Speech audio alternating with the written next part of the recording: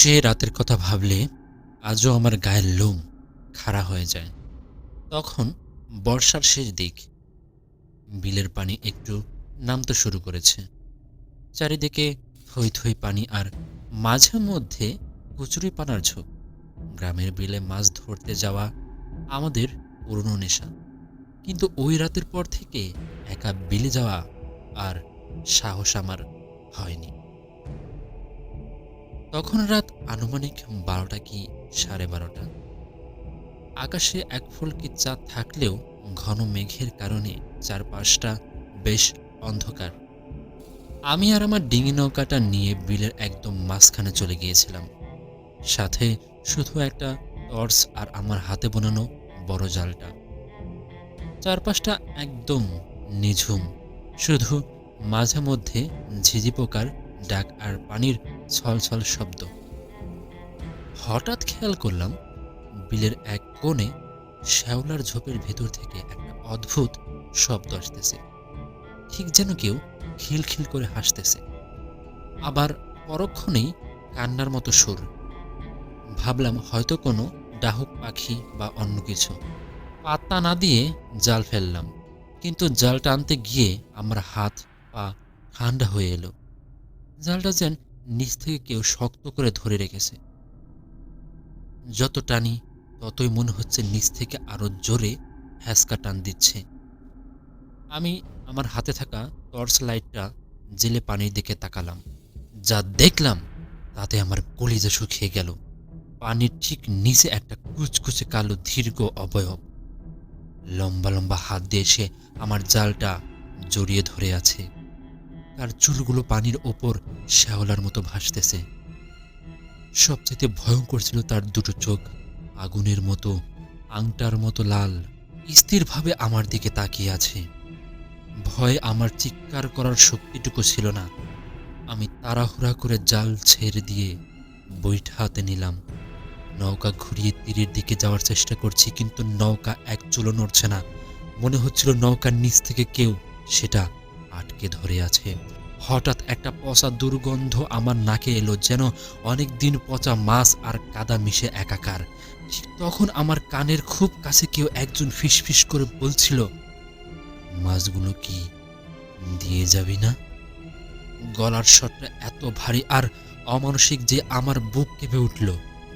আমি আর এক মুহূর্ত দেরি না করে কোনো মতে বিসমিল্লাহ বলে জোরে বৈঠা মারলাম। জানি না কোথায় থেকে এত শক্তি পেলাম, নৌকাটা এক ঝাটকায় ছুটে চলল। পেছনে ফিরে তাকানোর সাহস হয়নি। শুধু মনে হচ্ছিল পানির ওপর দিয়ে কেউ একজন দ্রুত গতিতে আমার নৌকার পিছু পিছু আসছে। ঘাটে এসে যখন পৌঁছালাম তখন আমার সারা শরীর ঘামে ভেজা। গ্রামের দুজন লোক আমাকে ওই অবস্থায় দেখে অবাক হয়ে গেল। আমি কোনো কথা বলতে পারছিলাম না, শুধু হাঁপাচ্ছিলাম। পরদিন সকালে গিয়ে দেখি আমার নৌকার গায়ে কাদার ভেতরে 4টে লম্বা আঙুলের ছাপ রয়ে গেছে, যেন কোনো শক্তিশালী হাত নৌকাটাকে টেনে ধরার চেষ্টা করছিল। সেই থেকে রাত বিরাতে আর বিলে যাই না। এখন মেঘলা রাতে জানালার বাহিরে বাতাসের শব্দ শুনলেও মনে হয় সেই বিদ্রোহী আত্মাটা আজও বিলের মাঝখানে বসে কারো জন্য অপেক্ষা করছে।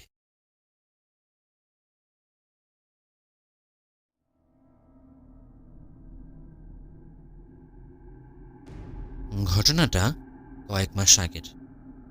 আমি একটা জরুরি কাজে শহর থেকে একটু দূরে গ্রামের এক পরিচিতের এলাকায় গিয়েছিলাম। কাজ শেষ করতে করতে বেশ রাত হয়ে গেল। গ্রাম্য এলাকা, তার ওপর আমাবস্যার কাছাকাছি সময়। চারপাশ ঘুটঘুটে অন্ধকার।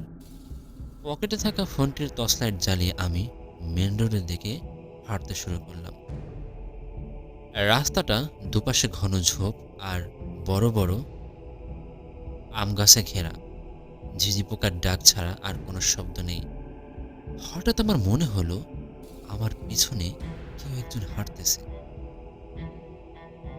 আমি থামলে সেই শব্দটাও থেমে যায়। আবার হাঁটতে শুরু করলে খসখস শব্দ ফিরে আসে। কিছু দূর যাওয়ার পর দেখলাম রাস্তার মাঝখানে একটা মেয়ে দাঁড়িয়ে আছে। পরনে খুব সাধারণ একটা শাড়ি, মুখটা আবছা, অন্ধকারে ঠিক বোঝা যাচ্ছে না। আমি একটু অবাক হয়ে ভাবলাম, এত রাত্রে এই নির্জন পথে একটা মেয়ে একলা কেন? সাহস করে গিয়ে জিজ্ঞাসা করলাম, আপা, এত রাতে এখানে দাঁড়িয়ে কেন? কোথায় যাবেন? মেয়েটা কোনো কথা বলল না, শুধু হাত উঁচিয়ে সামনের একটা পুরনো কালভার্টের দিকে ইশারা করল। তার হাতটা টর্চ লাইটের আলোয় কেমন যেন ফ্যাকাশে আর অস্বাভাবিক সাদা মনে হলো। আমি কিছুটা অস্বস্তি বোধ করে আবার জিজ্ঞাসা করলাম, আপনার কি কোনো সাহায্য লাগবে? মেয়েটি এবার ধীরে গলায় বলল, সবাই তো চলে যায়, কেউ কি আর ফিরে আসে? কথাটা শুনে আমার শিরদাঁড়া দিয়ে একটা হিম শীতল স্রোত বয়ে গেল। তার গলার স্বরটা যেন বাতাসে কান্নার মতো শোনালো। আমি এক মুহূর্তের জন্য চোখের পলক ফেললাম, আর ঠিক সেই মুহূর্তেই মেয়েটা ভোজবাজির মতো মিলিয়ে গেল। সামনে তাকালাম, পেছনে তাকালাম, কোথাও কেউ নেই। শুধু রাস্তার ধারের ঝোপের বাতাসের অদ্ভুতভাবে দুলছে। পরদিন সকালে আমি যখন চা খেতে খেতে একজন স্থানীয় বয়স্ক লোককে ঘটনা বললাম, তিনি দীর্ঘশ্বাস ফেলে বললেন, বাবা, আজ থেকে প্রায় 10 থেকে 12 বছর আগে ওই কালবাড়ির কাছে একটা মেয়ে তার প্রিয় মানুষের অপেক্ষায় দাঁড়িয়ে থাকতো। লোকটা তাকে কথা দিয়েছিল ফিরে আসবে, কিন্তু কোনোদিন আসে নাই। মেয়েটা ওখানে শেষ নিঃশ্বাস ত্যাগ করে। আজও নাকি অনেক পথিক মাঝরাতে ওই একলা মেয়েকে দেখতে পায়। আমি স্তব্ধ হয়ে শুনছিলাম। আজও যখন আমি একা কোনো অন্ধকারে হাঁটি, সেই কণ্ঠস্বর আমার কানে বাজে, সবাই তো চলে যায়, কেউ কি আর ফিরে আসে?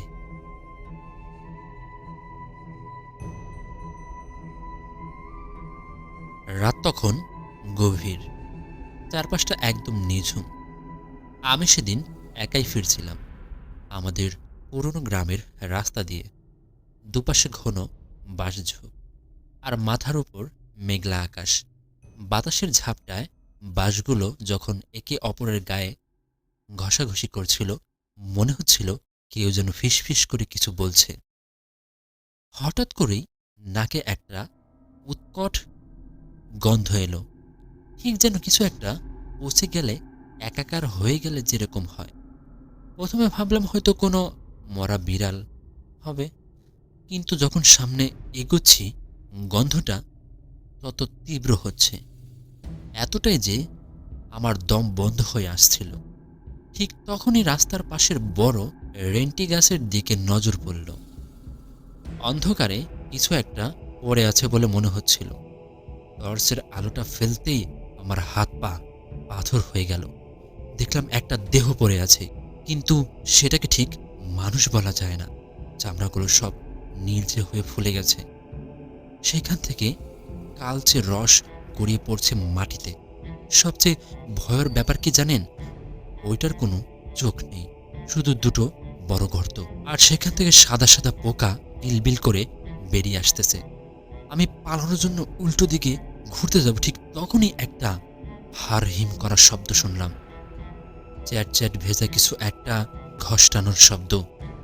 তাকিয়ে দেখি সেই পচার দেহটা নড়ছে। ওটা ধীরে ধীরে সোজা হয়ে দাঁড়ালো। হাড়ের মটমট শব্দে আমার কানের পর্দা ফেটে যাওয়ার উপক্রম। বিশ্রী সেই পচা মাংসের গন্ধটা তখন আমার একদম নাকের ডগায়। টলতে টলতে আমার দিকে হাত বাড়ালো। ওর হাত নখগুলো খসে পড়ছে, কিন্তু কি অদ্ভুত, ওইটা আমার দিকে তাকিয়ে হাসলো। ঠোঁট নেই, শুধু কালো মাড়ি বের হয়ে একটা বিবস্ত্র হাসি। আমি চিৎকার করতে চাইলাম, কিন্তু গলা দিয়ে কোনো স্বরে বেরোলো না। মনে হচ্ছিল আমার পায়ের তলার মাটি কেউ কেড়ে নিচ্ছে। ওইটা যখন আমার একদম কাছে চলে এলো, ওর সেই পচা মাংসের ঠান্ডা ছোঁয়া আমার ঘাড়ে অনুভব করলো। সেদিন কিভাবে যে সেই জায়গা থেকে আমি জান নিয়ে ফিরছিলাম আমি জানি না। আজও রাতে যখন একা থাকি, আর কোথাও একটু সামান্য পচা গন্ধ পাই, আমার সারা শরীর ভয়ে অবশ হয়ে যায়। মনে হয় সেই পচা দেহটা বোধহয় এখনো আমার পেছনে দাঁড়িয়ে আছে, ঠিক আমার ঘাড়ের ওপর নিঃশ্বাস ফেলছে।